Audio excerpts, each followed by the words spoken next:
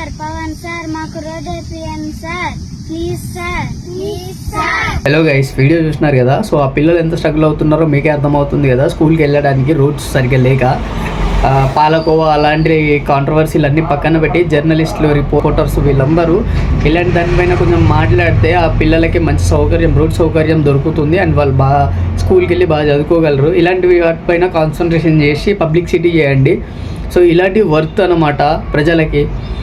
So మీరు కొంచెం share చేస్తే, ఇది పై ఆఫీసర్స్కి ఇలాంటి ఇష్యూస్ అన్నీ షేర్ చేస్తే సో ముందు తరాలకి ఉపయోగపడుతుంది. అసలు అనవసరమైన వాటిని కాంట్రవర్సీ చేసి మీరు బ్యాడ్ అవ్వకండి, వాళ్ళని బ్యాడ్ చేయకండి, వాళ్ళ పొట్ట మీద కొట్టకండి. సో ఈ పిల్లల్ని చూస్తున్నారు కదా, ఇది వచ్చేసి నెల్లూరు జిల్లా గజ్జలవారిపల్లి గ్రామంలో జరిగింది. సో కొంచెం మీరు కూడా ఇలాంటి వీడియోస్ అన్నీ పబ్లిసిటీ చేస్తే పిల్లలకి బాగుంటుంది. Thank you.